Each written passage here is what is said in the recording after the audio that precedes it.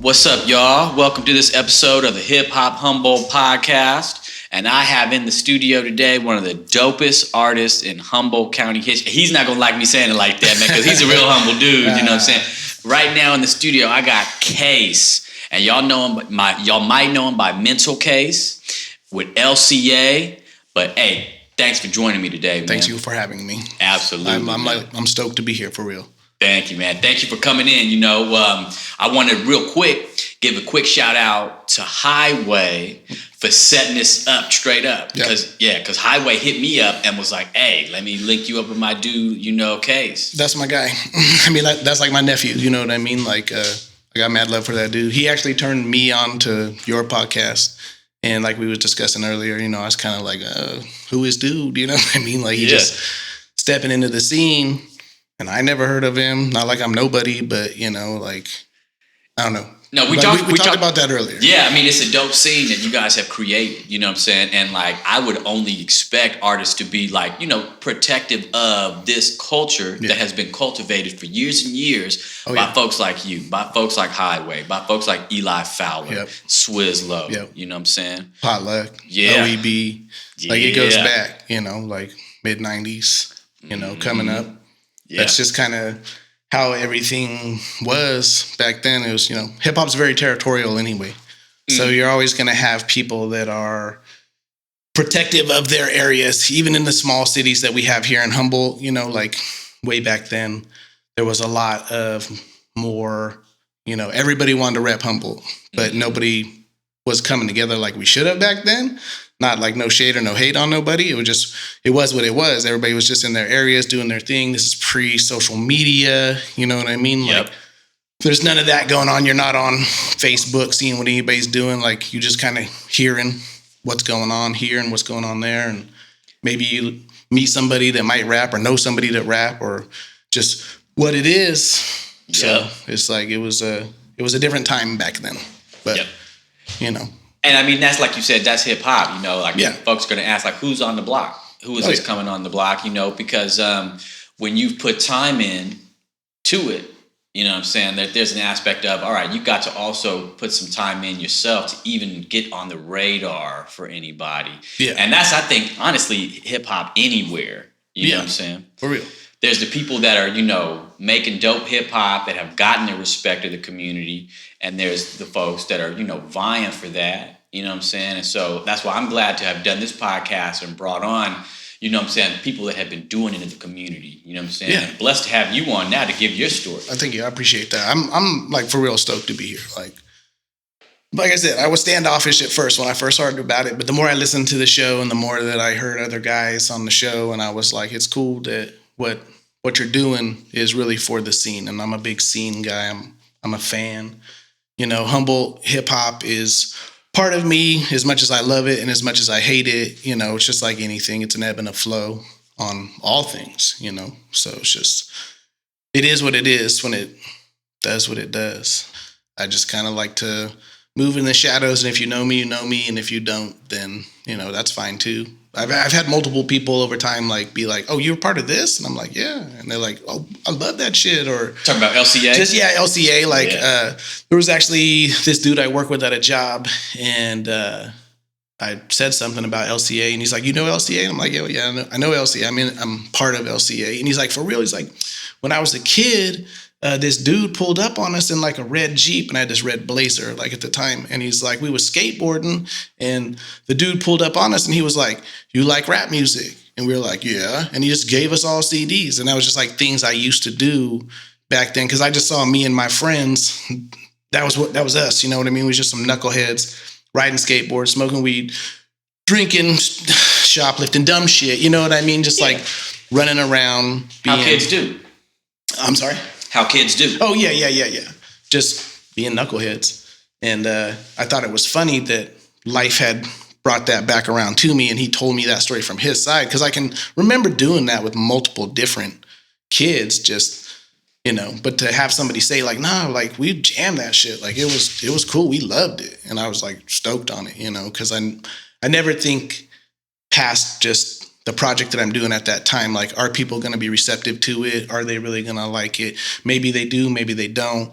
I'm not really tripping on it too much. Like, I don't really do it for other people. I do it for myself as a release, kind of like we was talking before. Like, you have to step aside and you have to have your own little hobby, no matter what it is. And rap is a hobby. Rap is a lifestyle. Hip hop is part of it. It's all just, it moves, and I move with it when I can. So I don't force it. I never force nothing. So I let it be and let it roll and let it do its things. And I've been lucky enough to continually work with talented people and get respect from people and have people like you reach out and that are into what I'm doing. And then I feel like, okay, validated in some weird ass way, but not wanting to have that validation because I'm a humble dude.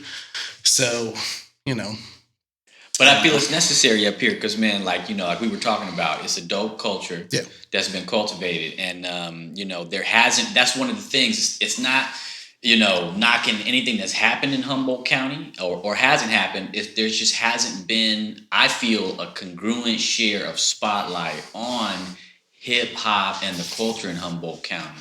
You know what I'm saying? It's a weird area. You know what I mean? Like, it's a very liberal, very conservative area all at the same time. It's really, you have this super polarizing on both sides. You have the weed game, of course, which is a big part of our area and our culture and our background. Before that, it was logging, and I mean, weed really stepped in and took over for logging when they was shutting down all the mills in the 90s. Like, I can remember, guys whose grandfathers worked at the mill and whose dads worked at the mill, and they thought they was going to work at the mill too and be there a little bit. And then now they don't have a job, and they just kind of maybe end up in the hills because it's there and it's easy. It's fat, not easy. It's better cash for what you got going. You ain't got to go and, wait tables or work retail or do construction in a ditch all day long, Mm-hmm. So with all of that comes all those grand things, but then there's the other things of it where now you're having people that come in that aren't from the area that are just blowing up spots and, fucking up houses and fucking up the land and doing all those things that are not good for the community in general, just trying to get that money, the green rush of the 2000s, after 96 when 215 hit and all that. So I'm not one I've always kind of kept my nose clean no matter what it was. You know what I mean? I've always kind of been a square cat with a job, maybe a side hustle here and there just to make some extra ends. But, I'm not one that's out in the hills. I'm not one that's blowing up houses. I'm not one that's making none of that shit. I just been known plenty of people around it. I'm around plenty of people. It's a small community, it's, you're going to know somebody that's involved in some way, shape, or form, whether it's the guy at the bottom or the guy at the top. So if you're lucky, maybe you got somebody who's doing that believes in you and maybe shed some bread in your direction, to help you with your cause because they believe in what you're doing. And sometimes I had that, you know what I mean? What it wasn't, I never was one to take anything from anybody either. I've always been kind of I always know what that entails. You know what I mean? Like, that entails owing somebody in the end. So even if I had a cat be like, yo, okay, so like, what you guys is doing is nice, or, like, here, let me do this, let me get this equipment, let me do that. I was like, nah, I appreciate it, you know what I mean? But I just want to do me and get my own stuff. And that way I don't owe nobody at the end of the day. If anything pops, and anything gets going, then it's like somebody comes out, not necessarily with a handout, but like, hey, remember how I put that in on that, So the only people that I would say really put in on it were the dudes that were there with me from the ground. You know what I mean? And a lot of that is all just dudes I came up with, you know what I mean? Like, all of LCA and everything that it was really a natural thing. I talked about that a lot. Like, everything just kind of goes in the direction and I just go with it.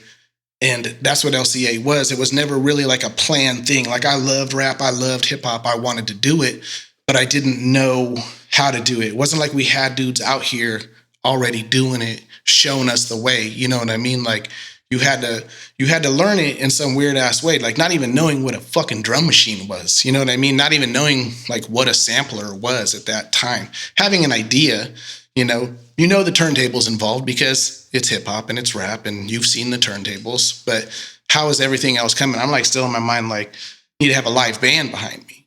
I need to have a band. So it was just one of those things. Like that was always my focus. It's like, oh, well, I need to have a band if I'm going to do music, because that was just how it was in my mind, not knowing that there was all this other stuff that you could do.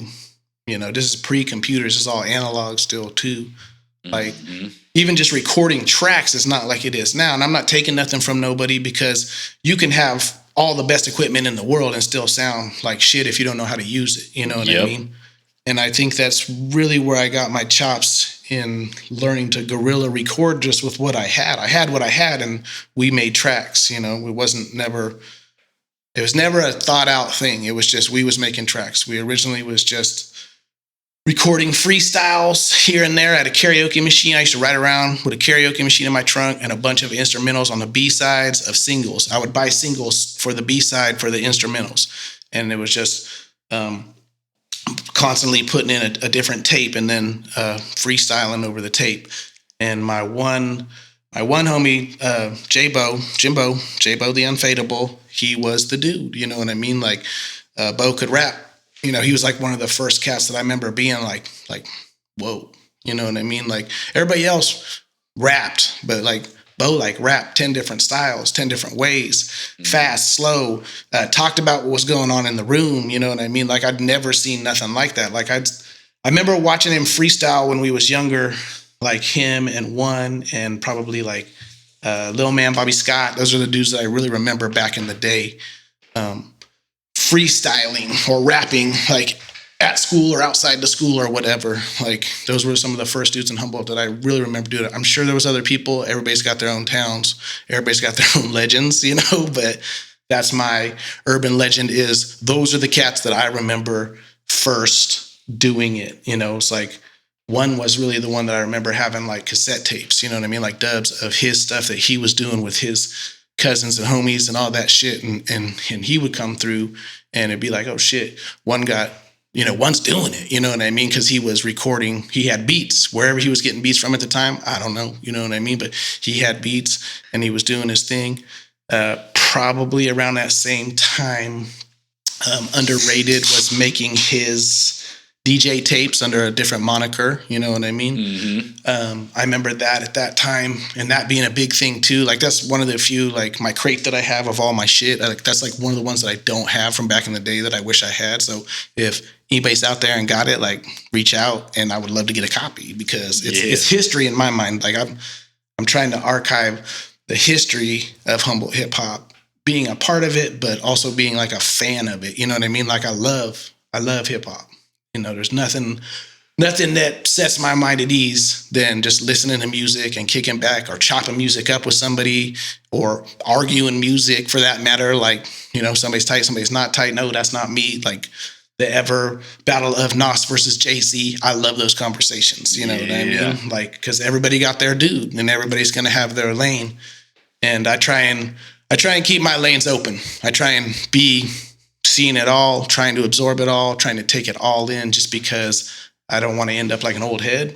You know what I mean? Like where I'm like, nah, fuck that. You know what I mean? It's got to have this. It's got to be that. It's got to be this. There's a lot of new dope rap, hip hop in general, music. You know what I mean? Like even expanding my my sights past hip hop. There was a time in my life where it was like, if it wasn't rap or it wasn't hip hop, I wasn't fucking with it. Like, no, I don't want to hear none of it. You know what I mean? And then just kind of opening it up and getting outside of that. Once I got past my hard-headedness of like, no, it's okay. Like nobody's going to say you're a bitch because you don't listen to hip hop. You know what I mean? Like this stupid ass hard head mentality that I had as a youth that now you gotta keep it real. Like you gotta be hip hop. It was different in the 90s, I guess. And being a fucking white kid from Humboldt, you know what I mean? Like the middle of fucking nowhere where you're getting clowned for even listening to hip hop music at that time. You know what I mean? Like, oh, why you even listen to that? It's not for you, quote unquote. You know what I mean? And I'm like, I don't even know what the fuck that's supposed to mean. Like I like it. I gravitate towards it. I'm going to listen to it. I did listen to other stuff at that time because I skateboarded like another stupid ass, like being a stupid kid.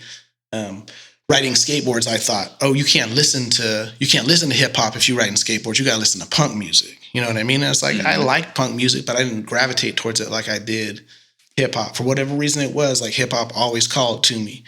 And, you know, I can remember like talking to one of my homies and being like, well, I can't listen to rap because, you know, like we skate. And he'd be like, nah, like Jake Jones listens to hip hop. And Jake Jones at that time, he was like skate god in this area. Okay. You know what I mean? Yeah. So he was like, what? Jake listens to hip hop? Like, oh, well then I can fuck with it because like Jake gives me that pass. Like that's just how stupid I was as a kid. You know what I mean? Like that's like young. And I don't know. It's just, I love hip hop. I'm just probably going to keep saying that over and over again and being very redundant in it, but I love it. It's part of me, you know, like as much as I want to try and push it away sometimes or get away from it, I always go back to it for whatever reason it is. It's just, you know. Yeah, no, I love hearing your love for hip hop. And I think when folks hear this, they're going to be able to just get it through the airwaves too. You know what I'm saying? And especially if they've heard any of your work too. That's how they know right there, you know? Yeah, I would say I just recently like uploaded all the old LCA stuff. So you can listen to the LCA Bottom of the Bottle on Spotify. Like that's available on Spotify. We came from an era of physical copies. We wasn't really streaming back then. So we were basically we were doing it ourselves. We weren't even paying to get it manufactured. We had like CD manufacturing parties or whatever, you know what I mean? Like, oh wow, the homies would come over. I'd have a bunch dubbed off. I'd already gone to Kinko's and printed up covers and done all that, and then we would assemble CDs, just drinking and smoking and doing whatever. And it was like, just that's what we knew how to do. It was cheap. We didn't really have no financial backing. That's dope, though, man. I mean, that was just the love, you know what I mean? Yeah. And a lot of that is just because of those dudes that I was around at that time. Like nothing was ever a planned thing. I'm like jumping all over the place in the time frame, but LCA originally is not really. LCA is originally my tag crew from back in the day. It's me, the homie Kenny, the homie Wade, and the homie Ian. That's our tag crew, the Lower Class Alcoholics. It was something that Kenny came up with, or Wade came up with, or I don't know who the fuck came up with it. But I always loved it. I always thought it was like a dope it's a dope name, and the LCA just flowed so well. And once we weren't, you know, a tag crew or what the fuck ever, you know what I'm saying? Like we thought we was a tag crew out in Humboldt trying to tag, you know what I mean? Just because we was mimicking the Bay, basically, because the homie would go to the Bay and he had some dudes out there that he was writing with, and then he'd come back home and expose us to it, and we'd be like, okay, cool, you know what I mean? Like this is dope. That's where it's at. You're already seeing it in the source. You're already seeing it, you know what I mean? You're being exposed to it anyway, so it's a natural progression. It was like, this is way before the trains got bombed. Like some of the trains that got bombed back in the day was early, you know what I mean? Mm-hmm. And so they're all gone now, but it was like the train still ran when I was a kid. So it wasn't you went to the train yard and hit it up. You just ran around town or decimated the bus or just did whatever, you know what I mean? It's just stupid shit that we did as kids, trying to find an outlet for whatever the fuck we had going in this area that was, you know, there's not a lot to do here, so it's easy to get into trouble. It's easy to catch yourself doing the wrong thing instead of the right thing because you're trying to entertain yourself as a youth. So you're moving, maybe you're not moving like you should be, you know. So sometimes you take a wrong turn, sometimes you learn from that, sometimes you don't. Sometimes you keep making the same mistake over and over and over again until you learn it, or maybe you never learn it. You know, maybe you just a cat that's just the lifestyle that you in, and that's the lifestyle that you do. And, you know, I've been fortunate enough to learn from my mistakes that I have made in my lifetime to maybe not change, or, you know, I'm still the same cat I've always been, but, you know, readjust. And move maybe differently or think differently, even opening up my mind or not being so angry, not waking up mad every fucking day. You know what I mean? Like just letting shit go. Like it ain't that serious. Like just like be one with it and just move, you know? Mm-hmm. That's that growth. I love it though. Everybody got to grow. I mean, they don't have to, but it's good. Growth is good. You know, it's something that, you know, I recommend for any youngster to do, you know, as an old ass man that I am today with all my wise years of knowledge. And the crate too, though. Well, I mean, yeah, the crate. I brought that just to remind me that I didn't want to like. So I listened to your episode with Swizz, and Swizz kind of said something that like hit home. And it's like I feel like I'm forgetting people. You know what I mean? And so it's like I didn't want to forget nobody in the story being told of how we came up and how we started and what we did, because there were so many people that were instrumental to what LCA was and what LCA became. You know, in this area at that time. Just because, like I said, it was never really a planned thing. It was always like.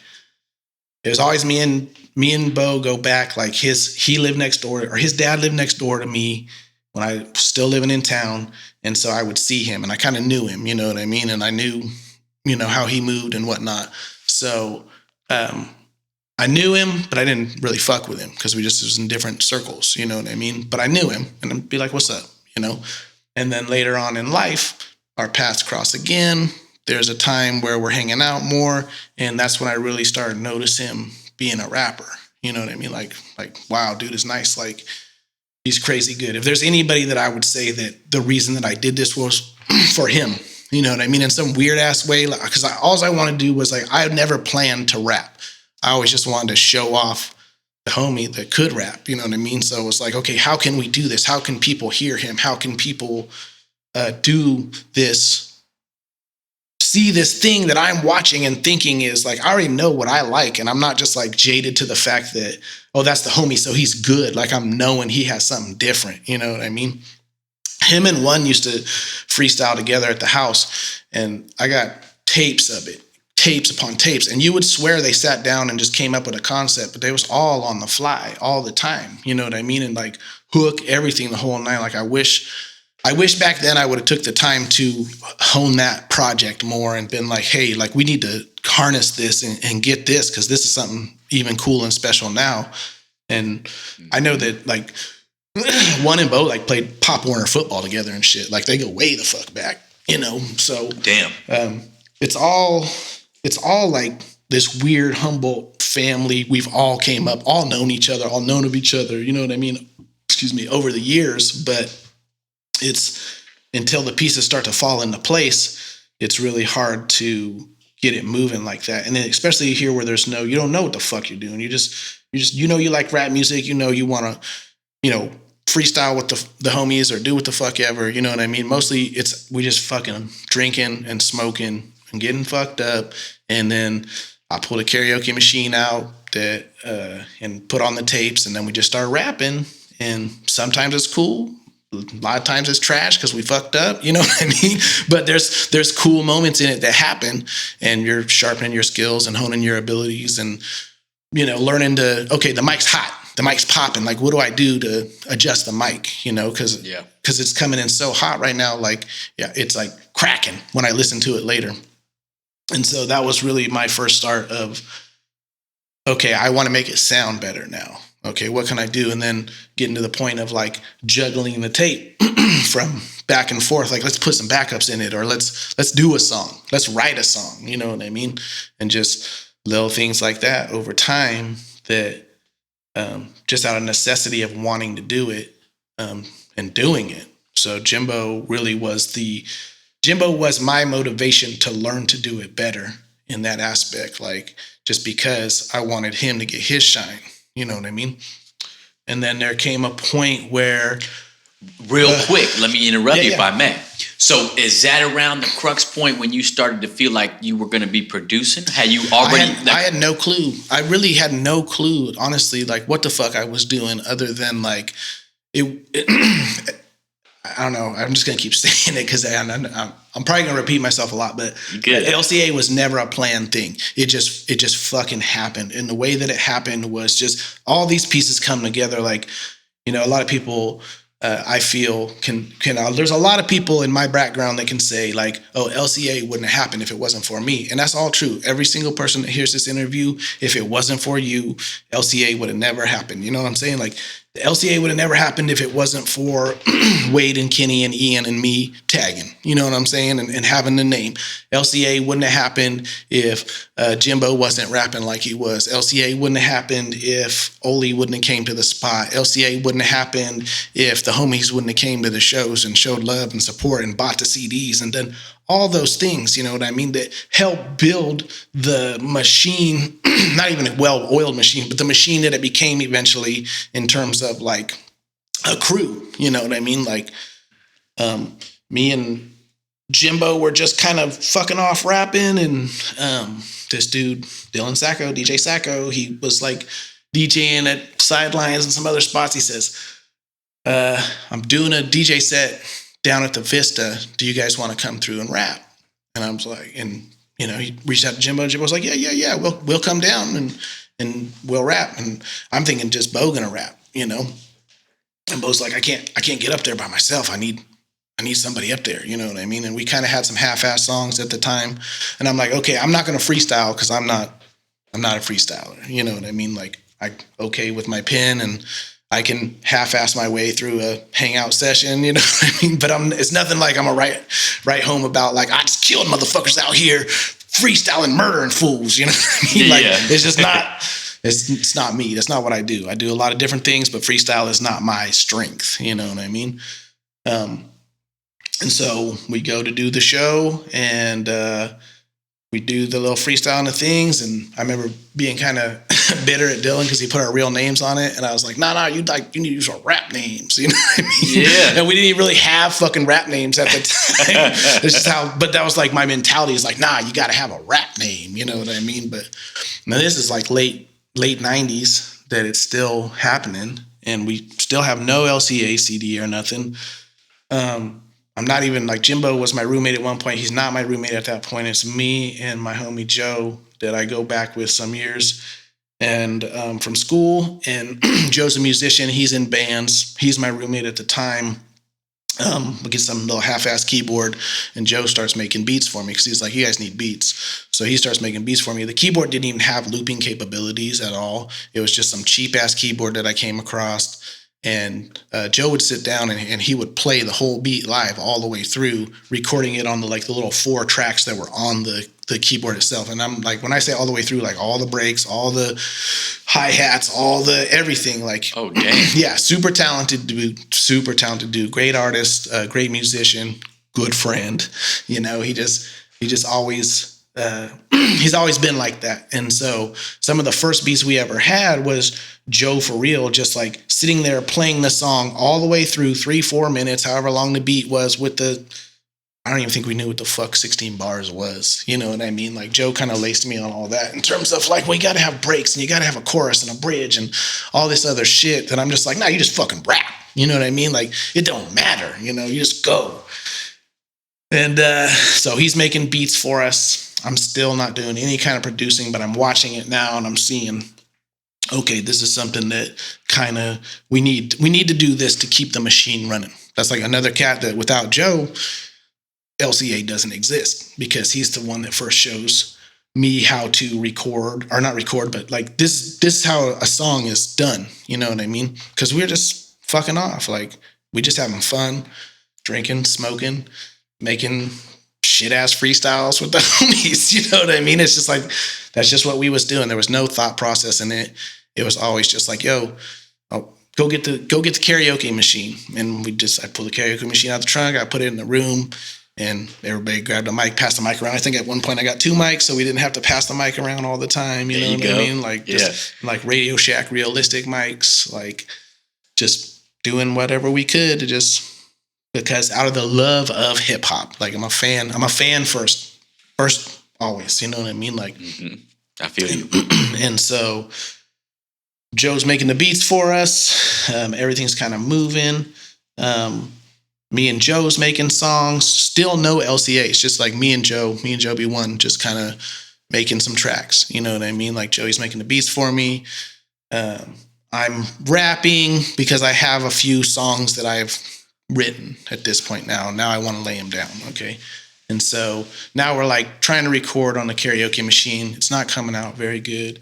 And then around that time, my homie Sam, DJ Super Sam, he used to work across the way from me, and he knows that we're rapping or whatever, and he says, I got a homie and he makes beats and he records tracks. And I'm like, oh, who the fuck is that?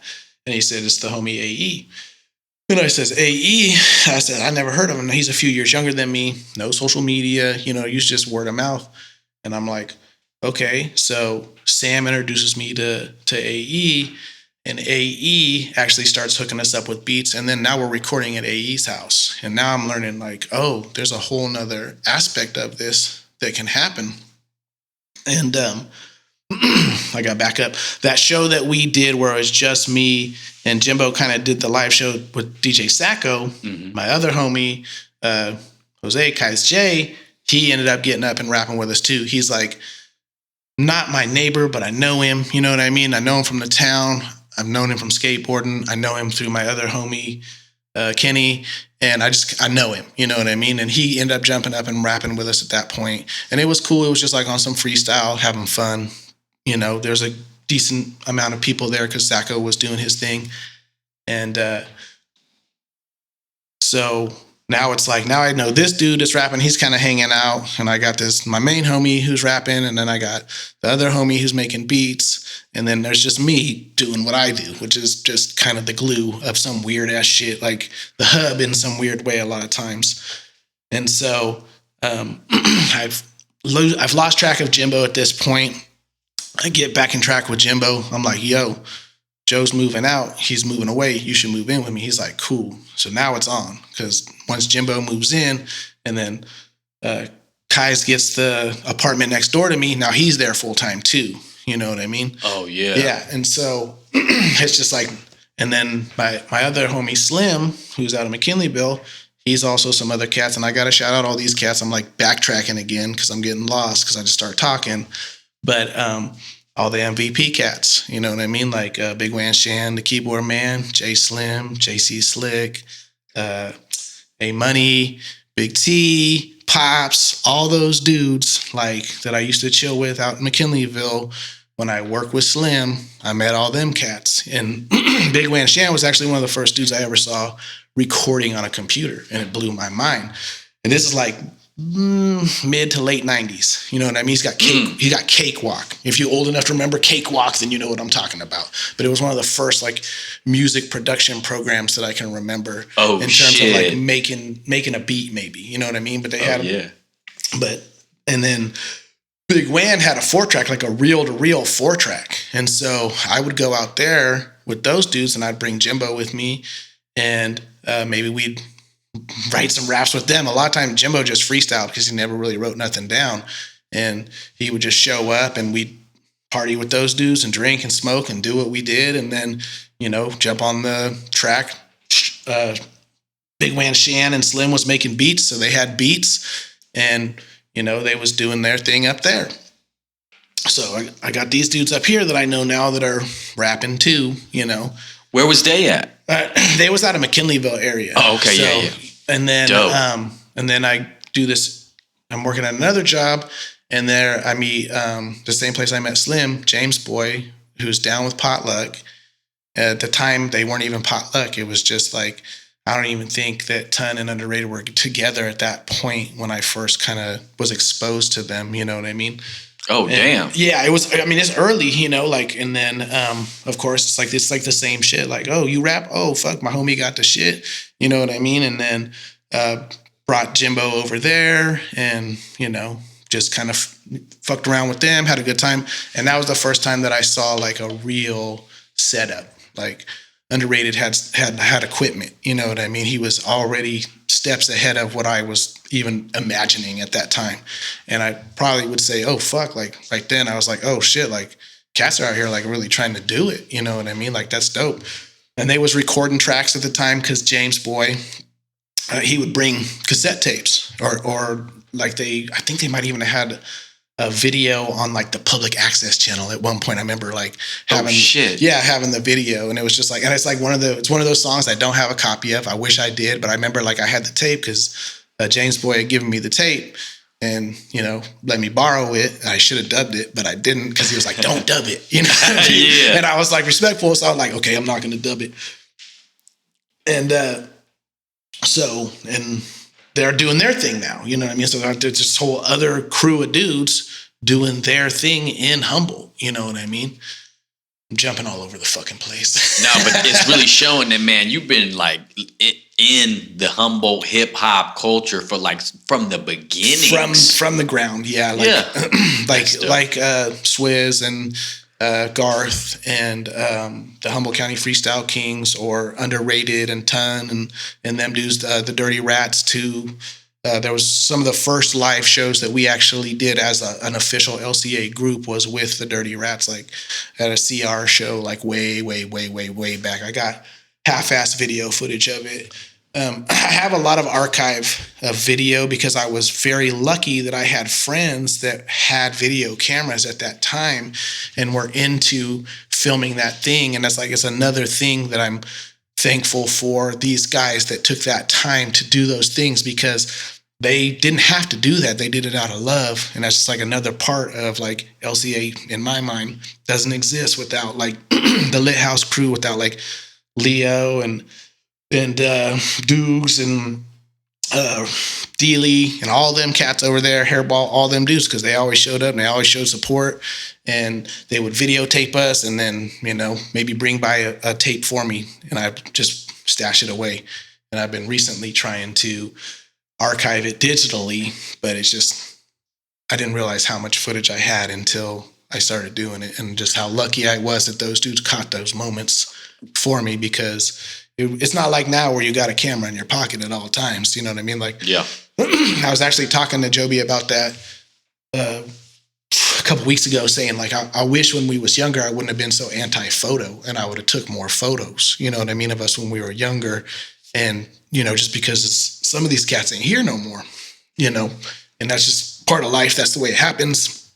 And with the, pill and heroin epidemic that we got going, you know what I mean? It's like more and more cats go, and it's a wild thing to me that I have, 4 people closely connected to me that have basically died from overdose. You know what I mean? And that's wild to me to even like think that that's a thing here in little ass Humboldt County, little ass Eureka, 28,000 people, maybe 100,000 people in the whole fucking county. You know what I mean? Like, just me. And I know there's plenty of other people out there that have the same things that have happened to them and their family and their friends, and all over.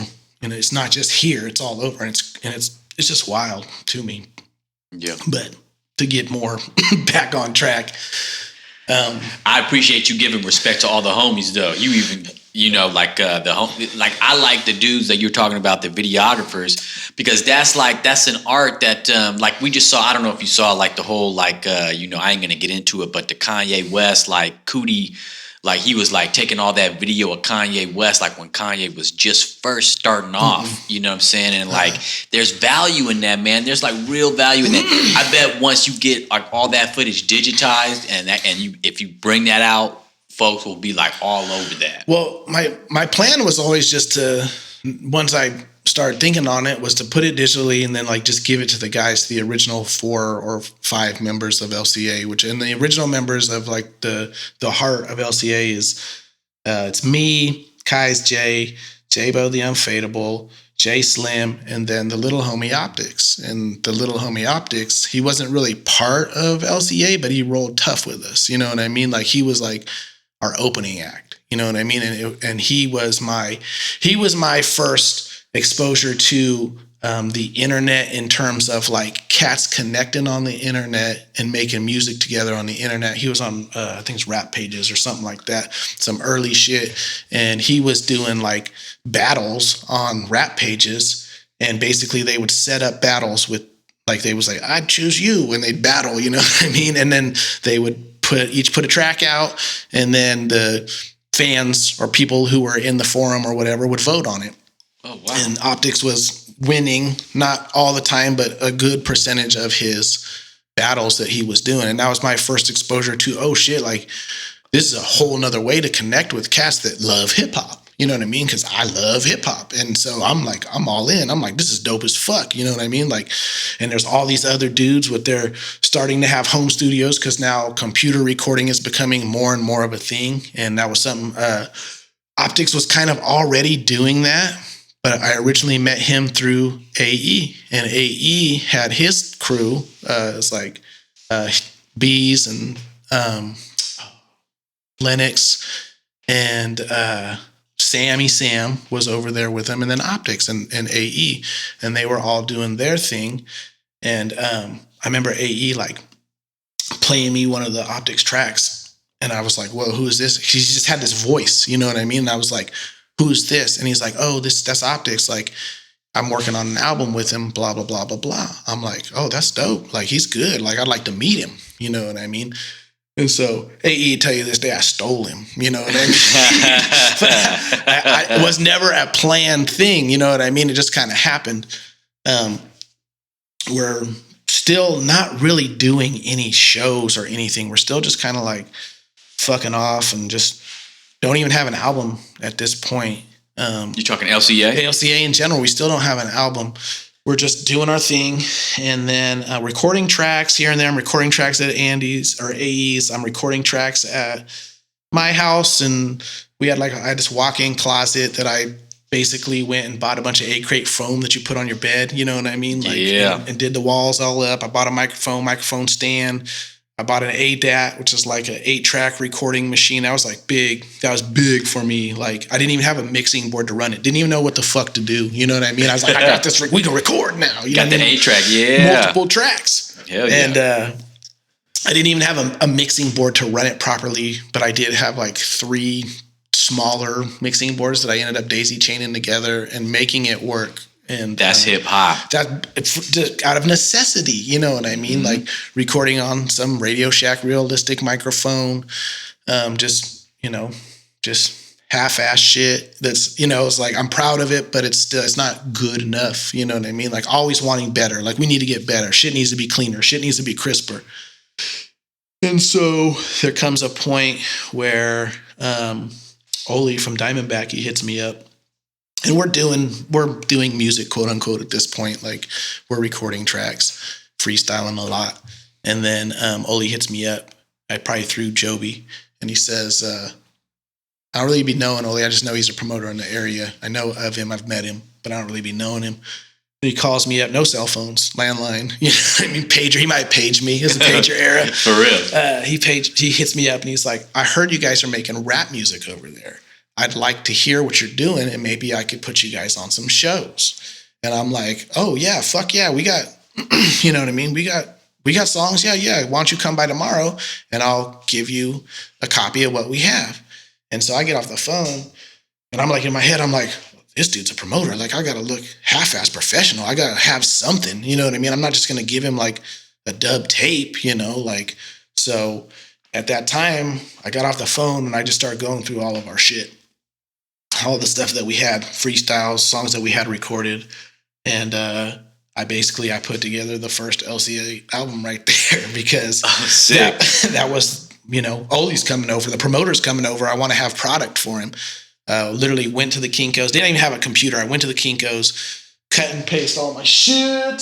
Yeah. So like the original LCA. Oh, shit. That's like the first OGs, and there's only a few of those that were probably even made, maybe 25 at the most. Oh, damn.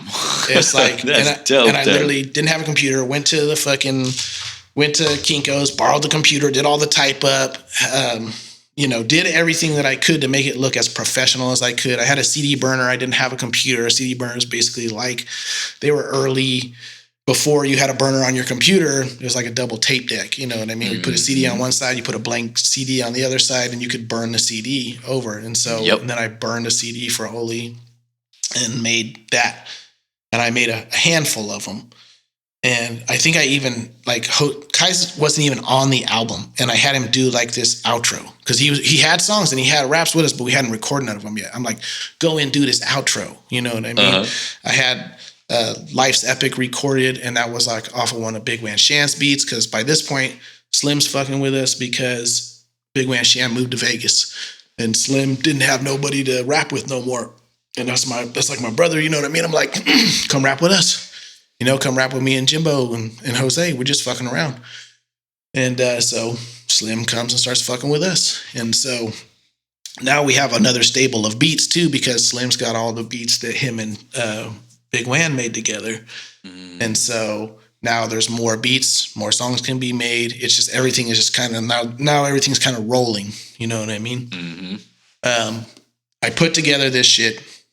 Some of the songs are freestyles of OEB and Jimbo, because they would come over to the house and just freestyling, but they was good. I thought good enough to put on there, and it gave us a little bit of Eureka cred for an OG rapper from the area. In my mind, one is the dude. You know what I mean? Like he's the dude in my mind. You know what I mean? Like he's one of the first that I can remember. And I got mad respect for that dude. You know what I mean? I got to get him on the pod for real. Yeah, no, I reached out to him. I reached out to him and said that, you know, I'm going to do this and I'm going to give anybody their shine that I really feel needs their shine. And he's one of the cats that, you know, he's one of the originals in this area. Him and his like I said, his crew that he had rocking at the time. A lot of those were lost a lot of his tapes were lost through time, though. You know what I mean? Like, and I wish I had copies of those. Anybody got copies of old OEB stuff, I will gladly take a dub, you know? Yeah. And they be out there too, man. I just saw recently, I'm not trying to interrupt you, Eli Fowler was just saying that he found an old Elijah album on eBay. Oh, the Elysian album? Yeah. Yeah, this one here, the chapter 1. That's the one, man. You can catch them, yeah. Yeah. So that's Humboldt County history. I actually almost brought you. I have an extra that I found somewhere still in the wrap that I almost brought to you, because I have a couple. Because if I catch them, I get them. You know what I mean? Because to me, they're history. You know, like I'm a fan first. You know, so I just love hip hop, and I love Humboldt, and I love Humboldt hip hop. You know what I mean? Like. And I really, that's what I respect about what you're doing, is I feel what you're doing for the scene is awesome. You know what I mean? Because you're giving people a platform to be able to display their music and maybe get some exposure that they may not get just putting their shit on SoundCloud, or, you know, having a song come out on Spotify. You know what I mean? Like, because you can get lost in the ocean of rap music nowadays. Where I was lucky when I was younger, there wasn't, you know, everybody wasn't a rapper, everybody wasn't a producer, everybody wasn't a DJ. You know what I mean? Like I got clowned for being a rapper. You know what I mean? I got shit on for being a rapper. I got made fun of for liking hip hop. You know what I mean? Like, I can remember people just looking at me sideways, like, "Oh, you rap? Oh, okay." And then they maybe come to a show or whatever, and then get done, and they'd be like, "Oh, you like really rap?" I'm like, and that was always validating for me at that point, because when you could convince somebody that's already doubting you, you know what I mean, just off the jump, like, "Oh, you a rapper," you know what I mean, and then they come and see you perform, or maybe you give them a CD. You're like, "I mean, peep it. If you like it, you like it. And if not, that's cool too. Pass it on." You know what I mean? Like, yep. They can't. What happens is they can't see it and, you know, not give respect to your skills. People may come in and they may not like hip hop, but when they see somebody up on the stage actually spitting like that and can actually do it, you know what I'm saying? Yeah. Like they have to give some respect to that. It's not easy. No, I'm a very planned out person in some ways. I know I keep saying like LCA wasn't a planned thing, but it was like, if we was doing a show, then we need to have flyers, and we need to be handing out flyers, and we need to be doing this. Like, I'm very calculated in the moves. You know what I mean? Like, once the moves it's time to make moves. Like, I'm very calculated in my moves. So it was like, okay, we need product. So Oli comes through. I make this little first 5 CDs or maybe 25 CDs like that. And then a couple of the homies is like, well, let me get one of them. You know what I mean? I'm like, okay, cool. You know, I'm here. I'm not even charging nothing for them. I'm like, here, yeah, def, take it. And then somebody else, bro, you got the CD that fucking you gave to so-and-so. Let me get one. I'm like, okay, cool. Yeah, here. And then it just kind of like, it starts moving. You know what I mean? And then because Optic's song is on there, he wants some copies too, so he can give to his friends. And so now at this point, I'm like, okay, well, I got to do something. And so Jose is like, yo, we need to make some more CDs. I'm like, cool. So He takes $20, I take $20, and we go in and we basically, quote unquote, press up, basically make more acidic Kinkos, cutting up covers, copying them off, doing the thing, and we make up more, and then we sell them, and they end up selling, and we sell out of them. And then Joby, he says, yo, that cover that you have is weak, bro. You need a better cover. He says, I hooked you up. And so he drew me a better cover. Oh, shit. And so he draws me the bottle, you know what I mean? And so he does that. And so I'm like, oh, yeah, that's way better than that little fucking half-ass LCA I had on it. That's sick. But that was just something in my mind that I was like, well, people know what it is. It was just like LCA. They see in it. Doesn't matter if they know what it stands for. It's like branding. You know what I mean? Like, just get it out there. Mm-hmm. And then we just make 50 more. And then, like, before I know it, I don't want to say we're moving units, but we're selling more CDs than I anticipated us to sell. Just off of Oli coming through and saying, yo, I need to hear what you guys are doing so I can put you on some shows. So without Oli, there is no LCA. You know what I mean? Because shout out to Oli. Yeah, because if you don't make that call and have me do that, maybe it doesn't kick me in the ass to want to look more professional and have a CD.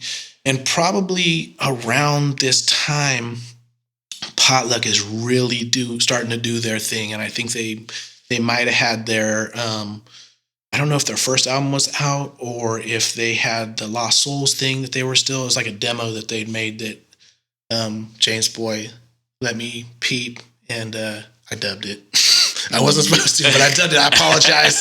I never gave it to nobody, but I had to have it for myself because it was so good to me at that time. Like, I couldn't believe what they were creating over there at Underrated's spot, and just like how crisp and clean everything was.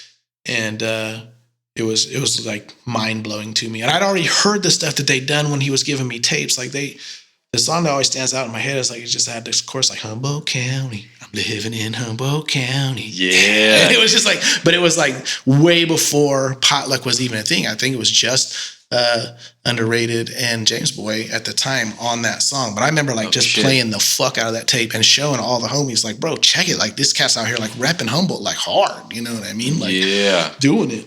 So you were seeing that happening at the same time as you were doing your moves. We were trying. Yeah, we were trying. We didn't have the I didn't know that you could do it. You know what I mean? And maybe I didn't believe that I could do it. Who the fuck knows? You know what I mean? Like, maybe you just hadn't seen it done. I hadn't seen it done. So it's like, when nobody shows you how to cook, you're going to fuck up a lot of recipes. You know what I mean? And if you don't even have a recipe, you know what I mean? Right. You're really going to burn some food, you know? And I had zero recipe other than Yo MTV Raps and the source, you know? And it was like, it wasn't like you could just Google some shit now where it's like, oh, I'm stuck on this machine. Let me Google it and find a YouTube video. And there's 10 people telling you how to fix it, you know? Right. Which is a wonderful, great thing. I'm not taking nothing from any of that. Like, it's amazing that we can do that nowadays. It's helped me through all kinds of just regular, everyday life shit that I don't know sometimes, you know? Mm-hmm. But it didn't used to be like that. No, you had to I for real was going through my boxes trying to find some of these CDs, and I came across like a Pro Tools for Dummies, you know what I mean? Because the internet wasn't like that then, you know what I mean? Like, and even to get anything off the internet took forever at that time.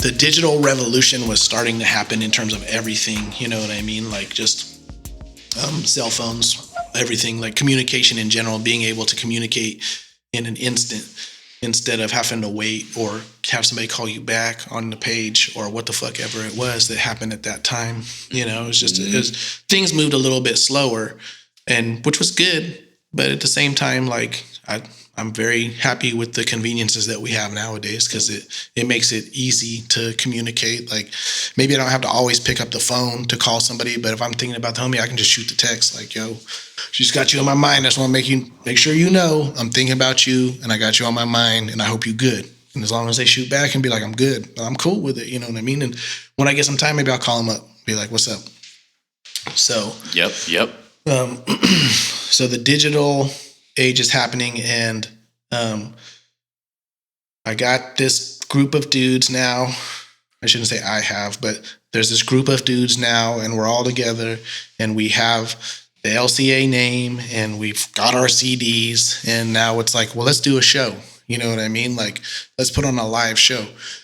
And I knew of how to book shows from my days in high school. I used to run around with like a lot of the punk bands and basically help set up and do that stuff. So I knew of venues, I knew of places, I knew of things. And me and Kais went down to the Vista, and we were just like, talked to Bob, because that was one of the few venues where it was all ages at the time.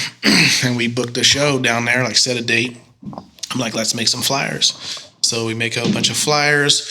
We go to Summerfest. It's like one of the first years of Summerfest, or maybe the second year of Summerfest. And because I know Oli, he lets me hand out flyers. We're not on Summerfest that year. I think Potluck was actually the headliner that year. Oh, shit. Yeah, or they were up there. The year before, it was like the Humboldt County Freestyle Kings. I remember that, because that was like one of the first times that I saw those dudes, and being blown away by that whole, just like, I don't want to call it madness, but just like the insanity of what it was. You know what I mean? It was like live band, dudes just ripping the mic. Garth was killing it. You know what I mean? Like, it was just doing what it does. Yeah. And that was Humboldt County history there. No, I man. mean, Summerfest was a big thing back 2000, late 90s, early 2000s. You know what I mean? It was like a regular thing that was like, I don't want to say it was like going to be reggae on the river or nothing like that, but it pulled people, and it had like it was an event, you know, that people would go to, and it was a good time. And that was all because of Oli and his connections with being promoter and being able to bring outside people in to perform and do all these things. And shout out to Oli, man. Yeah, bro, that's my dude. Yeah. We have chop up sessions like on a regular, where he just come through and just chill in my spot, and I'm the type I keep in contact with people, you know what I mean? Like, and especially if they're like for real my people, you know what I mean? And Oli's for real my people, you know, like I got a lot of love for that dude too, because like I said, without him there is no LCA. Without all these people that I'm trying to shout out, and hopefully not forgetting anyone, you know what I mean? That, you know, without all of these people, I don't get to do the things that I did with music with the people that I did. You know what I mean? And I'm thankful for that, because it's all a journey anyway. And at least I have, even if I don't have money in the bank from it, I have a lot of good stories. I have a lot of good times. You know what I mean? I met a lot of good people, you know, and, you know, I don't want to say I'm not really in the scene anymore. I'm just more of a background guy and living my life and doing my thing. And I make music for me because I have to make music. Like, I tried to pack my shit up at one point and literally packed all my shit up and put it away and just said, no, I'm done, you know? And your whole studio? The whole thing, everything, all my records, everything, just packed it all up and put it the fuck away. It was shortly after I finished Howie Dootis with Eli, because I was working on, at that time, I'm jumping way ahead right now, but at that, you good. At that time, LCA had broken up. Eli and I were doing the live band thing. It wasn't really working out. But the Highland Court guys with Joey and Vo and Robbie, and then I was getting ready to have my daughter, and I was working on my solo album. So for the first time ever in my rap life, whatever the fuck you want to call it, I'm like, I'm going to focus on me, and I'm going to do me, because I've sharpened all my skills at this point. Like, at that point, I was knocking out 2, 3, 4, 5 beats a day, like just bam, bam, bam, bam, bam. Just shit. Getting records, like, you know, all over the place that I could. You know, banding at the works. He hooked me up. My homie Max, Professor Maxwell, I call him, you know what I mean? He's a big record collector. Anything that he didn't want, he'd just be like, Case, are you into it? I'm like, I'm in it, whatever. You know what I mean? I don't give a fuck if it's grimy, dirty, scratched. I'll take it. If it's free, especially, like, I'm a cheap motherfucker, so I'm not going to go out and spend, you know, good money on vinyl if I can get it for free. For real. You know? And so I'm working on a project with Eli. I'm working on the Howie Dootis stuff. We were calling it Perfect Strangers at that time, I think. And so we're doing those tracks. I got solo tracks with Eli. I got solo tracks with myself. And then my computer just took a shit and I lost all my work. Oh, shit. Like everything that I'd been working on, like all my beats, everything, because I wasn't backing up like I should have been. I should have been throwing it on externals and doing all the things that I do now, you know. And this isn't like the first time that happened to me. It happened to me before, but at the time I just recovered and did my thing. I'm like, well, I lost all of those. But at that moment, for whatever reason, I just took it as a sign from the universe that it wasn't like, this is not where you're supposed to be focused right now. You need to be focusing on something different. And so, like I said, my daughter was about to be born. So around that time, that's what I felt I needed to focus on. So I focused on my daughter and just packed all that shit up because I was a very selfish person in the aspect of hip hop controlled my life at that point, you know, and I hated hip hop at that moment too. I was so mad at it and so angry at it because in my mind, I was failing at it because I wasn't getting paid like I thought I should be getting paid.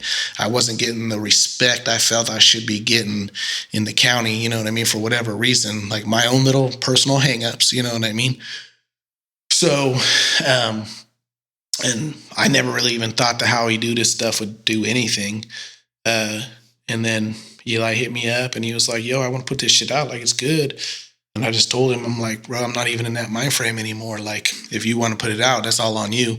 Because I've always been like the dude who's putting it together. I'm the dude that's doing all that legwork and, you know, organizing everything. And I just was like, I just need to step the fuck away and just be me and without being mentaLCAse. You know what I mean? Like, and be case. You know what I mean? Yeah. And he was like, okay, you're cool with it? I'm like, homie, I trust you. If anything comes of it, I know you'll take care of me. You know what I mean? And if it happens, it happens, you know? And honestly, I didn't think he was really going to follow through just because I'm just nothing personal on him. That's just what I thought, you know? And then what do you think? He hit me up. What do you think about this order? I'm like, yeah, that's cool, bro. Whatever you want to do. And they'd be like, I'm going to take it over to Jada Sarge and get it kind of cleaned up on the mix. You cool with that? I'm like, yeah, whatever, bro. Like, whatever you want to do. And then he's like, we just need a cover. So I kind of made the half-ass cover that it had. Not the one that's on Spotify, but it had like the... I've seen both of them, yeah. That's somewhere in the fucking crate. But so I made the little graphic design half-assed for it that is the sticker on the front of the album. You know? And then one day he just shows up at the house and he's got copies of it for me. And he's like, here, bro, fucking blah, blah, blah, blah, blah. And I was like, and I was stoked that he did it because I really was not in that mind frame. You know what I mean? And I was stoked on it. I've thanked him for it because none of that stuff would have saw the light of day if it wasn't for him. And I was really, and I've got a lot of good compliments on it from people over time saying that, you know, it's some of people that I've known and have seen me grow over my rap life, however the fuck you want to call it, you know what I mean? And said it's some of the best work that I've done and the production on it's awesome. And what me and him did with that project was just like, it's crazy, you know what I mean? And that's facts. It's true. Whoever said that, they're right on with that shit, man. Yeah, and I appreciate it all. You know what I mean? I'm a really humble dude, so I have a hard time taking compliments sometimes. You know what I mean? Like people start giving me compliments, and I'm like, bro, shut the fuck up. Yeah. That's just me. But that's just like my own hangups and beating myself up of being not good enough. You know what I mean? Because until it's never good enough, though. I say it all the time. I could sell 100 CDs and I'd be like, why I didn't sell 250? I sell 250 CDs. I'd be like, why didn't I sell 500? I sell 500 CDs. I'd be like, why didn't I sell 1,000? I sell 1,000 CDs. I'm like, why didn't I sell 5,000? And it wouldn't matter how many CDs I was selling or how many views I got if I had a video or whatever the fuck it was. I would always be like, why am I not doing better than this? Like I always had that problem when we would perform. We got a lot of love from the homies. The homies would always show up and they would always support. Like every live show we did, the homies was there, front row, just rapping along with us. You know what I mean? Like, and I didn't realize it at the time until I started watching all these video archives and seeing what was really going on. And at the time, I didn't appreciate that. You know what I mean? Like I should have been more like, bro, and giving big love to them dudes doing that. But in my stupid head, I'm like, well, yeah, that's the homies. They supposed to do that. You know what I mean? They supposed to show you support. But like, I want this dude that doesn't know me out here, who's looking at me all weird in the crowd. You know what I mean? Like, I want to impress this stranger dude that I don't even be knowing. You know what I mean? For whatever fucking reason, in my head, that was the important person in the room, which was dumb. Because really the people up front that were showing love and buying the CDs and knowing the lyrics, those were the cats I should have really been like focusing on. You know what I mean? Like, I was thankful for them, but not like I am now. You know what I mean? I appreciate the love that they gave at that time, because without them, there is no LCA. It's just like one more part of the puzzle. If the homies don't come and support or come to the shows or do any of that, then we can't do anything. Like, what's the point? We just out here performing for ourselves or stroking our own egos at a certain point. And it wasn't like we were pulling hundreds of people or nothing like that, but I got enough footage to know that we did okay. You know what I mean? Yeah. Now, as you're saying that, man, all I know, because I'm, like I said, we talked about, I'm not born and raised around here. I've been around here for 20 years. I was not around here when things were like, I think, really popping on the scene at that point in time. And so I'm looking from an outside perspective and an afterthought perspective, as in like I'm coming in afterwards, right? And all I know is I see the folks that have been in Humboldt County that were into the culture at that point in time. And there's a large amount of people in Humboldt County that got respect for LCA, man. Like, LCA is known. We had a lot of local support. So every area, like in Humboldt, had like their own dudes that were representing the town. You know what I mean? Like, you had the MVP guys up in McKinleyville doing their thing. I got lucky and Slim came and slid with us. So we automatically...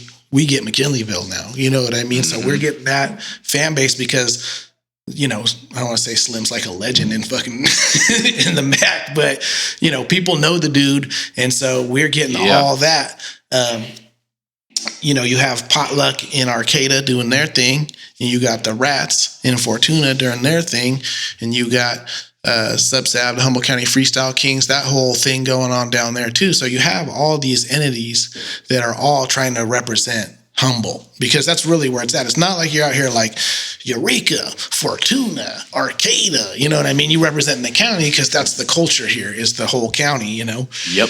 And so everybody wants to be the one. Everybody wants to be the first, you know what I mean? The first. And then all of a sudden I don't want to say out of nowhere, but it was like out of nowhere, here comes Manifest with like the first Humboldt County CD, which is like also another CD that I don't have for my collection of the archive. And if anybody got it, shout out, I'll take it. You know what I mean? Like, anything I don't have, I love to have for my collection of the local stuff. I've always tried and buy everybody's first album.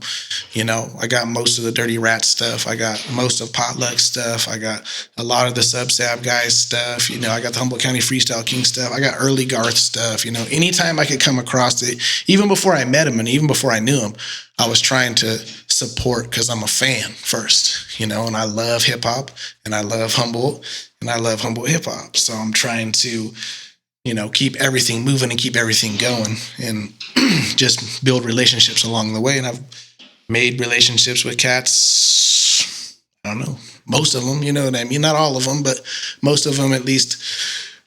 If they don't know me, they might know of me. Maybe, I don't know. Maybe they could give two shits. They know of you. Yeah, they gotta be young and new to the area to not know about you or LCA.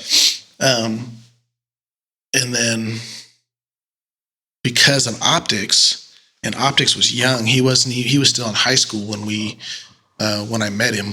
And so because he's in high school, all of a sudden now we're getting that fucking, like, we getting that that hunger for music money. You know what I'm saying? Like, all they got is rap. And now they got this little dude at the high school rapping, and he's like, I don't know if he's a fucking superstar at school or what, but we just started selling mad CDs because he had people there that was willing to buy CDs. He was probably selling more CDs than anybody in terms of like going out. And so there came a certain point. Dope. Yeah, well, there comes a certain point where like, okay, well, now Optics needs his own album. So he can sell his own CDs, and, because he's selling LCA CDs, that's cool because his song's on there, but he needs to have his own CD. So we do He does the little Eyes Wide Open mixtape. Or no, the first one. Oh, sick! You got it. Yeah, the official bootleg EP. Oh, damn! And so, that's some sick art too. Yeah, so he did all that himself, and then me and him would sit down, and we would put together CDs, and it was a 2-disc compilation. Oh, damn! And it was like songs he had that he had done with Slim or with other people, or his little rapping homie El Tactics at the time, and then the bonus disc was basically his battles that he had done on the rapmusic.com. And so we just did that like as a bonus disc. Oh, sick. Yeah. And so then he starts selling his CDs and he's doing good with his shit, you know, and we're not selling thousands, we're doing hundreds, you know what I mean? And it's okay. It's basically feeding the machine to keep making more, you know what I mean? And so far the only money that's put in is the $20 that I put in, the $20 that Kai's put in. And so, and from there, y'all kept it going. Yeah, no, we just kept building and doing more and more and more. And, you know, we were just like, it was never a planned thing. It just kind of kept happening. And we go to do the first show. I don't think we'd had this EP out yet. It was just this LCA album, the first one. And we go to do that show. We've sold some CDs at this point. We get a good turnout. I have some homies on the show with me. Got Don Juan on the show. Got TYML on the show, and I got and Optics and L Tactics on the show, and dope. we do pretty good. And then it's a good turnout. It's like more than I anticipated, like way more than I anticipated. I expected a handful of people, and we like the Vista's not a huge joint, but it was like elbow to elbow, like it was pretty packed up. Dope. And at the end of the show, the owner of the Vista, he comes up and he's like, goes to give us the money. It was I think we charged like $3 a head or whatever. And he's going to take one, we get two, you know what I mean? And I'm like, okay, cool. And then, so he comes back and he gives us $600 and he goes, y'all get the whole door tonight. I made a killing at the bar. Anytime you want to come back, you come back and you book a show with me. And I just remember looking at Kai's and just being like, bro, like we just made like $600 for like rapping. You know what I mean? Like this is crazy, you know?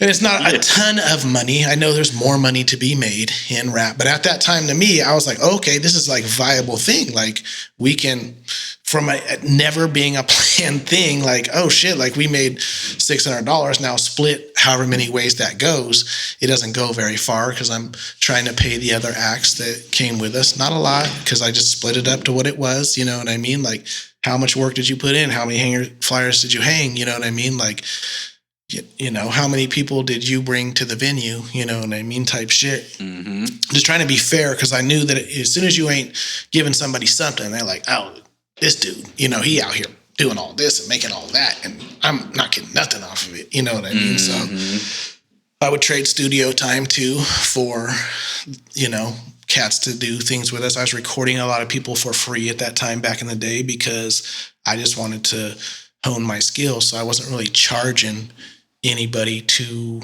record in the studio that I had. I didn't even feel it was a studio. It was just like this big ass walk-in closet that I had the microphone set up in that was kind of deadened, and I had the 8-track or whatever, you know what I mean? And just recording cats and trying to learn how to record and how to catch it and how to make it right and what sounded good.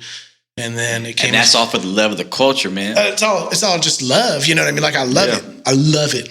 I still will do shit for free just because I love it. I'd love to get paid. You know what I mean? Like money's nice, but I do it because I love it, not because I want to get paid. There was a time that I hated it because I wasn't getting paid though. You know, because it's like anything. You put a lot of work into something, and then at a certain point, you're like, what the fuck am I doing? You know what I mean? Like, why the fuck am I doing this? You know, and you start getting bitter and jaded at it, especially if you're seeing maybe other cats that might be succeeding better than you. Nobody local. I'm going to go ahead and say that right now. You know what I mean? Like, but other cats that you've came across maybe while you out on the road, and maybe they're succeeding, and you're like, bro, we're better than them, but they have better business sense. You know what I mean? Because if there's any young cats that listen to this episode, like that's what you need to focus on is the business. You know what I mean? Like rap and the production and all that shit, like it's part of it, and you got to be at least decent with it. You know what I mean? But I guarantee there's a lot of trash motherfuckers out there that are making money. You know what I mean? Like just because they smart with their business or they're smart on their hustle. You know what I mean? You can't just sit at home and put out if you're a producer and you putting out one beat every month, you ain't never gonna go past that. You know what I mean? Like you need to be for real putting in work daily, at least one beat a day. That needs to be your goal. Bare minimum, making one beat a day, bare minimum as a producer. So you're gonna get better. You think the dudes in the NFL just go out and practice for like an hour a week? You know what I mean? Like that's what it is. It's with anything.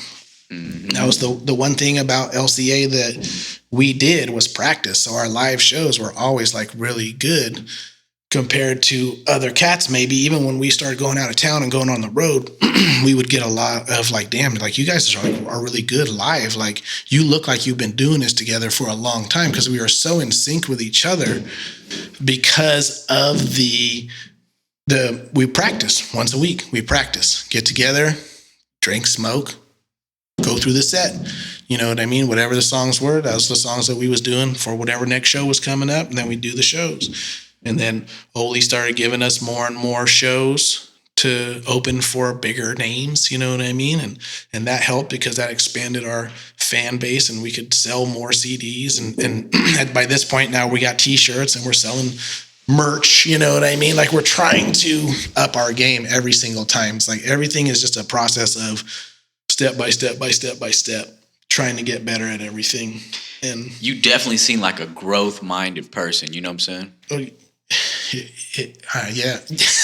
Yeah, I mean, if you're not growing, then you stale. You know what I mean? Yeah. Like, you can sit there and do the same thing over and over and over and over again and not try and make it better or not try and clean it up or not try and, progress or do anything. And it's just like, what are you going to do at that point? Like, you're not even floating with the stream at that point. You just like stale, Yep. And I hold myself to such a high standard in terms of like perfection and all those things and I know I talked about this with you earlier. It's like nothing is ever fucking good enough. Whenever I do it, like I can listen to somebody else's beats, like go through, listen to instrumentals and be like, damn, that's nice. And then really start listening to it and see the breakdown and see how it's done and see how it's made and know how it's put together at a certain point, because you've done it long enough, you realize that. Yeah. And then be like, if I made this beat, I would hate it. You know what I mean? For whatever reason, like my standard is if it doesn't annoy me after 5 minutes, okay. You know what I mean? Like, okay, it doesn't suck. You know what I mean? Like that's my standard. It doesn't suck. Highway and me joke about that all the time because I'll be like, I'll say something like, well, it doesn't suck, what I mean? And so, now that's high standards. Yeah, exactly. So, and it's more just like, that's just how I am. You know what I mean? And when I say it doesn't suck, I'm not talking about Aaron's shit. I'm talking about my shit. You know what I mean? Like, because Aaron is pretty flawless in what he does. And he's a very, his growth is amazing. I've watched him from the very beginning of when he first kind of came into the scene or whatever, because he's a few years younger than me. And that was just also by the universe gravitating him towards us, like, because now it's like I want to say some years into this, at least 5 or 6, maybe 7 years into making music as a group. You know what I mean? Mm-hmm. LCA has rearranged at this point by the time that we come across Highway. And everybody's a fucking rapper and everybody's a producer and everybody's a DJ. So I'm already kind of like, I don't really want to fuck with anybody new. I fucked with everybody already in terms of like the cats that I came up with. I've recorded a lot of dudes locally. I know a lot of the local rappers in Eureka, at least like Fortuna, Arcata, Southern Humboldt. It's like a totally different world from Eureka. You know what I mean? No shade on none of them areas. But I knew everybody locally in Eureka that was doing it, and then so it's like one more dude. Here's one more dude in my mind, and then Kais ends up listening to it. He's like, Case, you need to listen to him. He's good. And I'm like, bro, like, I don't know, bro. I'm not really fucking with. He gave me the CD. You got some high standards, bro. No, it's not even like high standards. I just was like, it's hard to explain like the bitterness of my mind state at a certain point of doing this. Like, I've been doing this. I've been worked with people. I've sat through lots of hours upon hours of recording different cats that was supposed to come through on things, cats that was supposed to give me beats, cats that I was helping out, that was supposed to do this. There's a handful of cats that really came through and like gave me props or thanks. OEB is one of them. OEB is one of the first cats that really was like paying me to do studio time. And it was just on, like, he said he was going to the big studios, like Big Bang and 2 Street Music. They had full-blown studios there at the time. And he's like, Case, you need to take this money because, I'm coming here and I'm recording, and what you're doing is better than what the big studios is doing, and you don't even have a full big setup.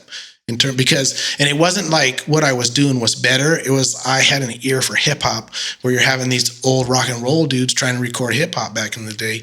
You don't have the hip hop engineers that are here now, where they've been listening to hip hop or rap for 20 years or whatever. You know what I mean? Like, rap was still, though, to those dudes, that's not even music. You know what I mean? Like, they don't even want to sit through that session. They're getting paid for it though, so they're going to sit through it. And James was going and getting things recorded and paying to get things recorded. And then he was like one of the first cats that like made me feel good. Like, okay, what I'm doing, I'm progressing, I'm getting better. Like I said, it's just one more piece of the puzzle that is my rap life. I don't know how to fucking say it. The history, man. It's just part of it.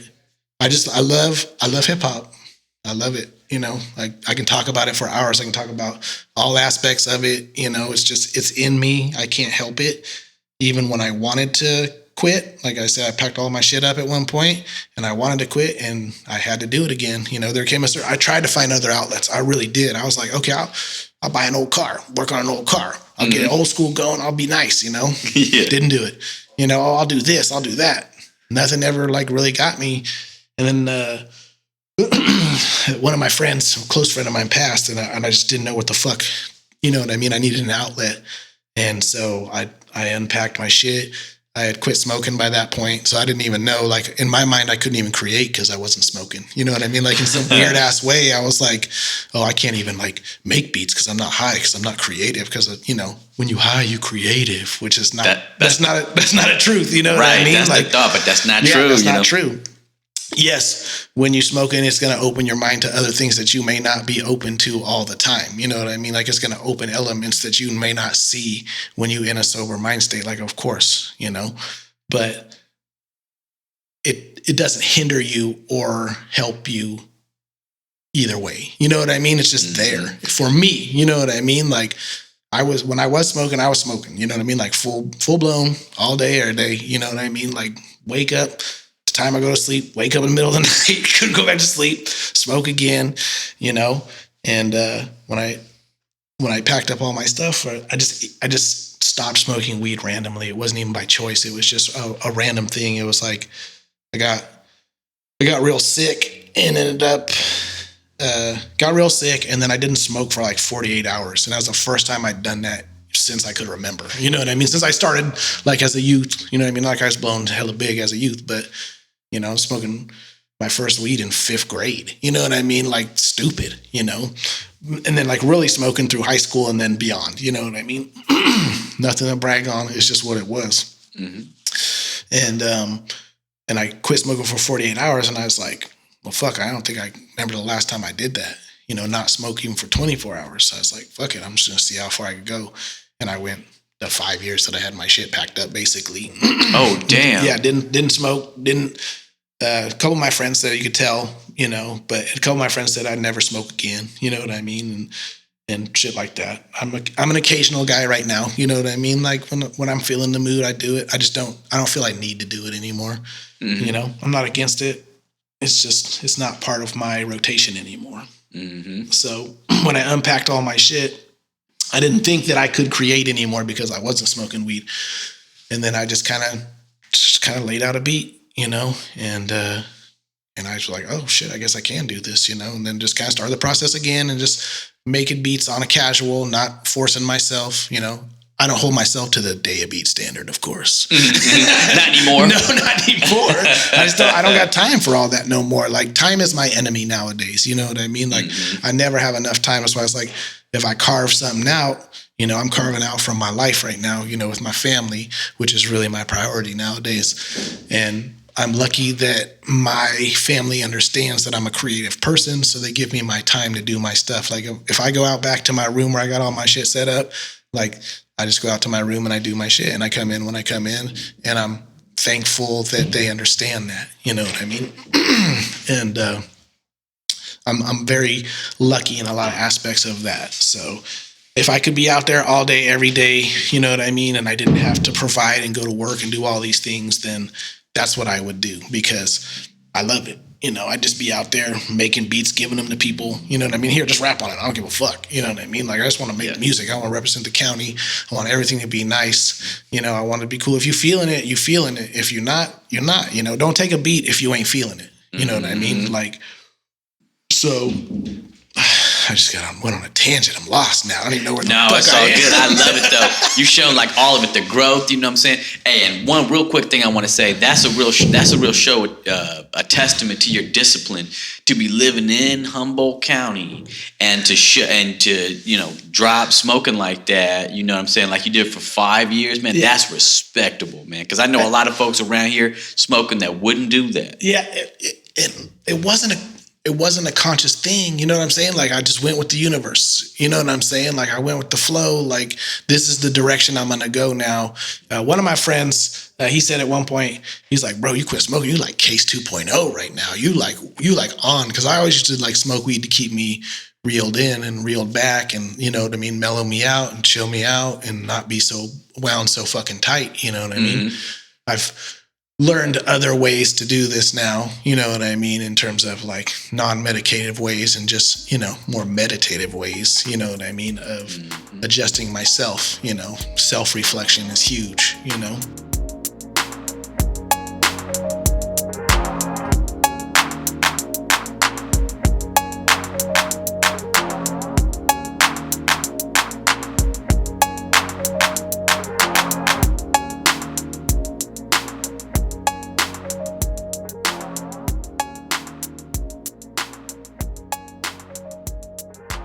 So for you having seen the progression of hip hop over the last, this is 2023 at this point. Right. Now, I was about to say 2022.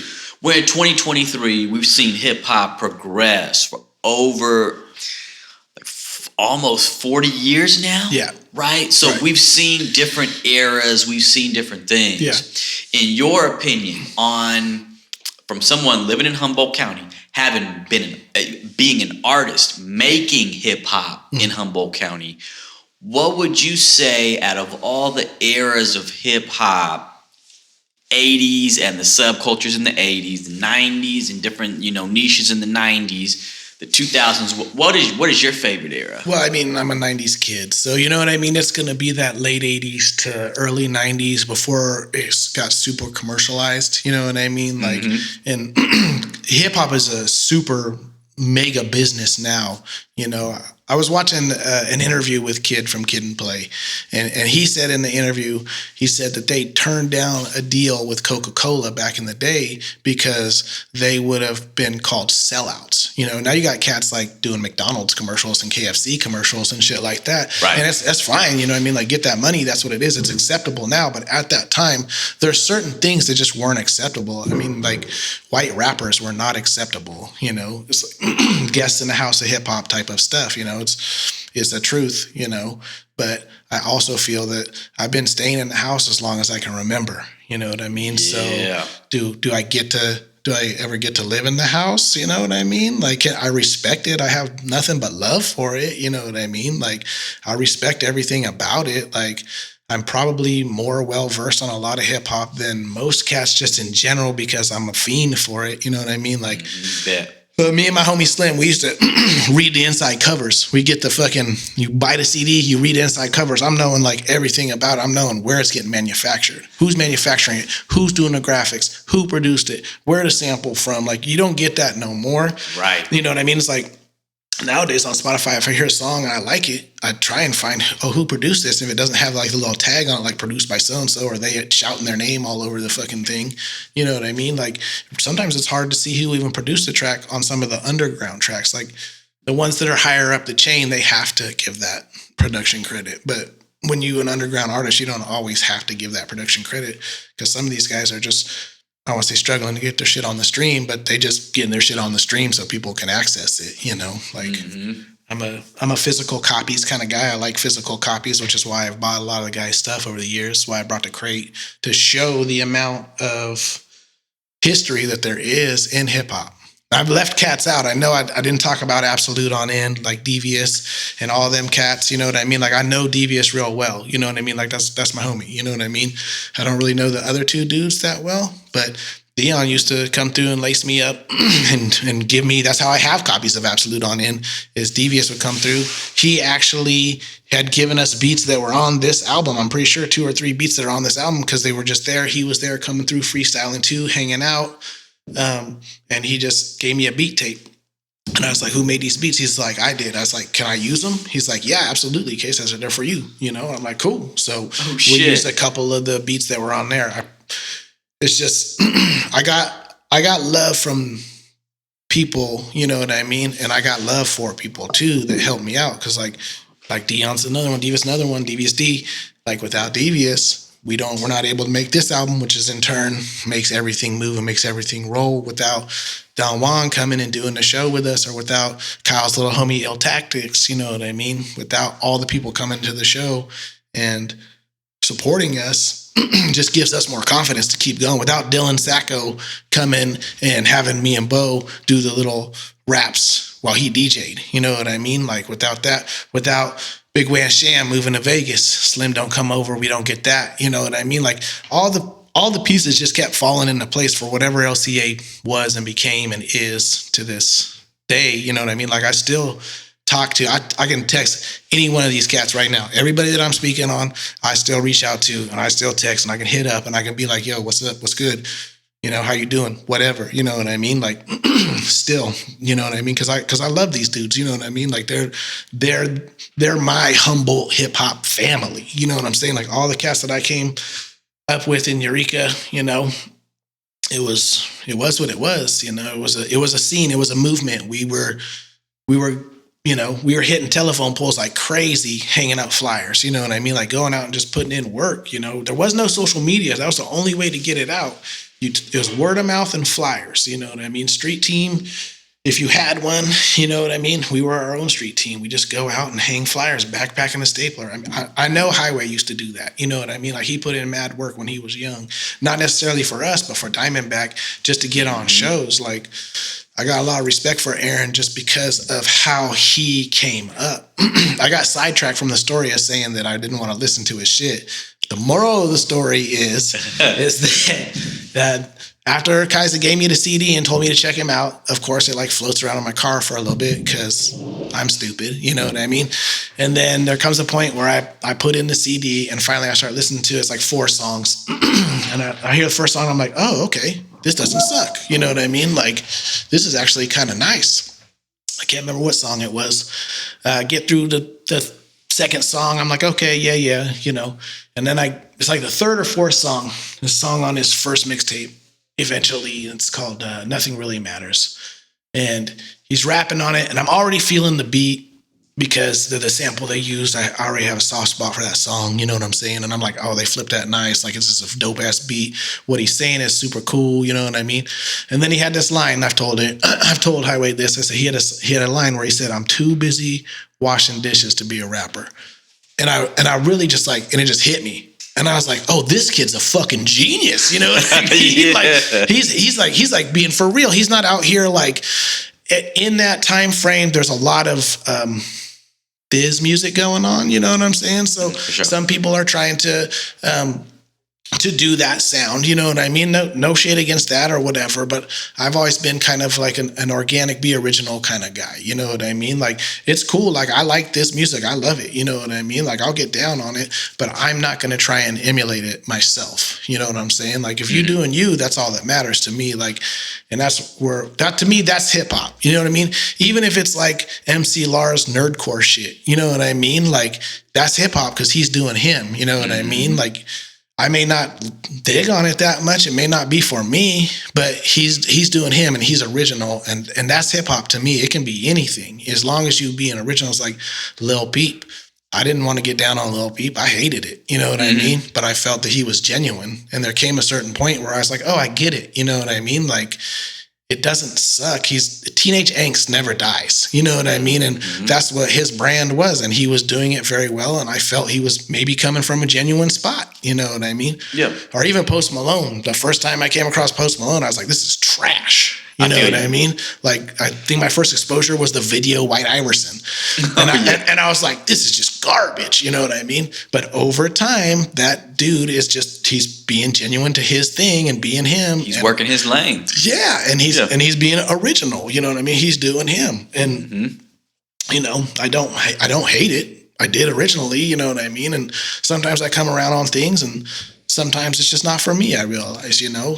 Like, I think we were talking about it earlier when I said, you know, I don't want to put myself in a position of being an old head where I'm like, if it don't have that boom bap, that real shit, like, I want Timbs and shorts and all my shit, you know? Yeah. Like, it's got to be that real gangster shit, you know what I mean? Not this fake gangster shit, you know what I mean? Like, if it's good music, it's good music. If I'm going to gravitate towards it, I gravitate towards it. And I've quit trying to fight whatever it is. If I like it, I like it. I don't care if it's pop. I don't care if it's, you know, cheesy or corny. If I dig it, I dig it, you know? And if I don't, then that's fine too. There's so much fucking hip hop right now. Like, I was telling my friends, I play SoundCloud roulette.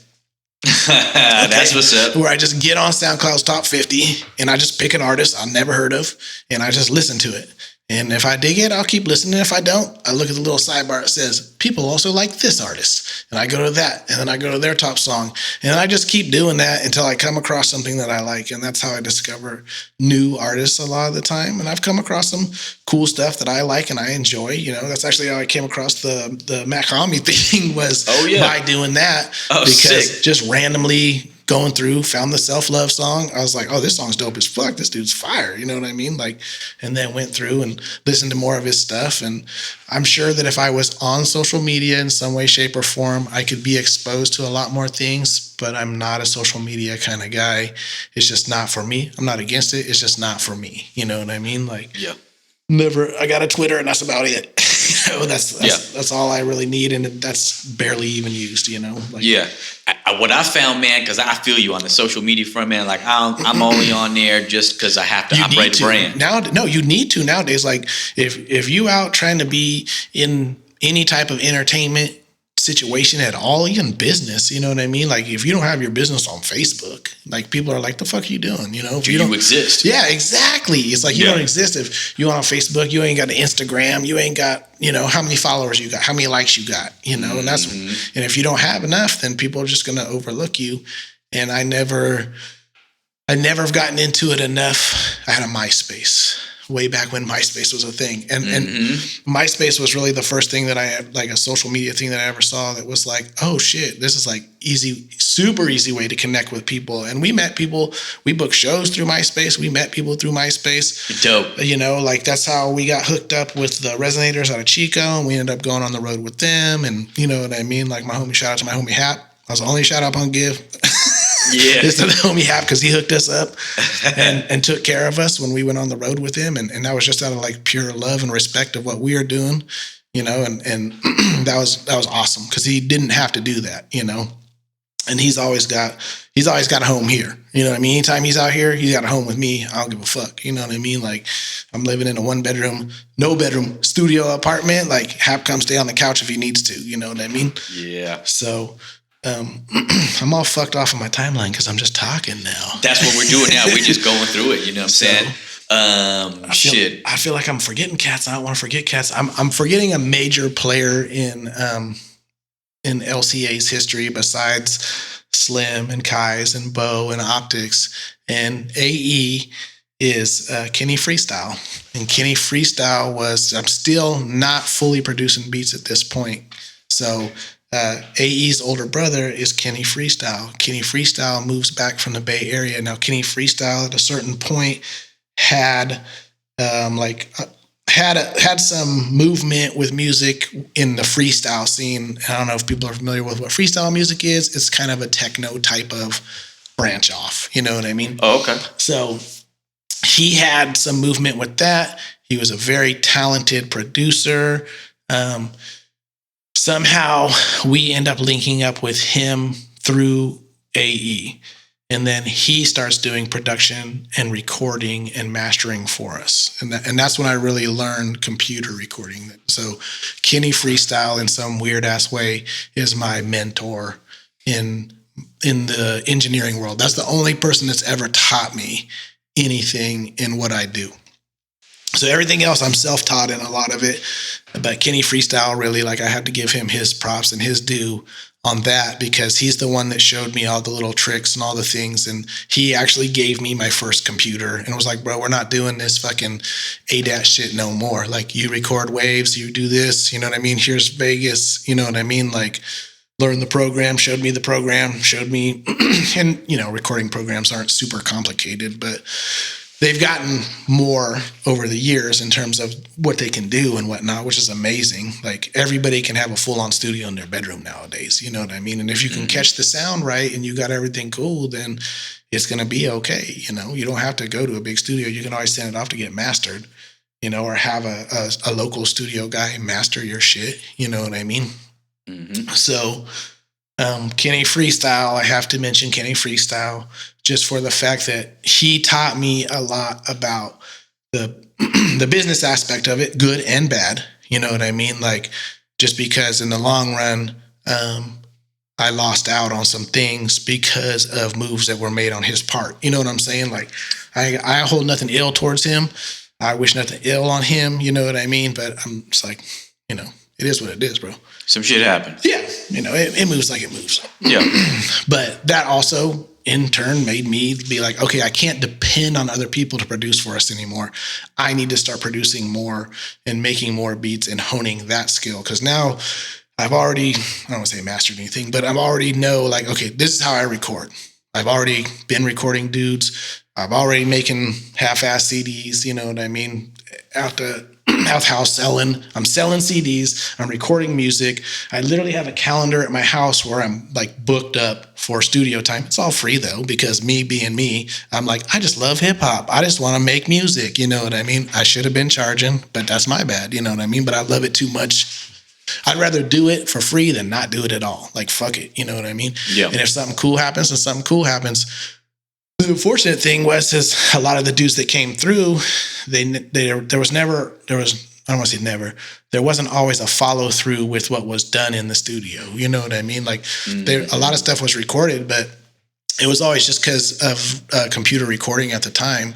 You could just dub a CD and then give it to the homies. You know what I mean? But not everybody was always taking the extra step to manufacture a product. We were really starting to get into that digital age, especially when MySpace came in and you could just post your music on MySpace at that point, and that's how everybody could hear it. You didn't even have to give out physical copies of CDs at all, you know, or tapes or what the fuck ever it was that was happening. That's when it started to change. And it's not a bad thing, because you can reach so many more people now, but it's to find the dilution or to wade through everything to find that gem is a lot harder nowadays. Yep. And I respect anybody that's doing any kind of music and being creative in any way, shape, or form. Like, sometimes I pop in at the art gallery freestyle session that they have downtown in Eureka there, you know what I mean? And and it's like, I know a lot of the cats that are doing the thing that are real good, like Flo J and Eli. I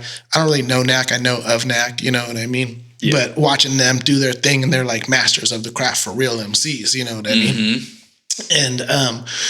And then to watch some dude get up there who maybe isn't the best freestyler in the world, you know what I mean? And he might even be timid on the mic, but I got way more respect for that dude, You know what I mean? Just because I know how hard it is to get in front of a crowd and express yourself just in general. You know what I mean? So it's like that dude, he might not be the best rapper in the crowd, but I like him the best because he got heart. You know what I mean? And like for me, like heart sells any day of the week.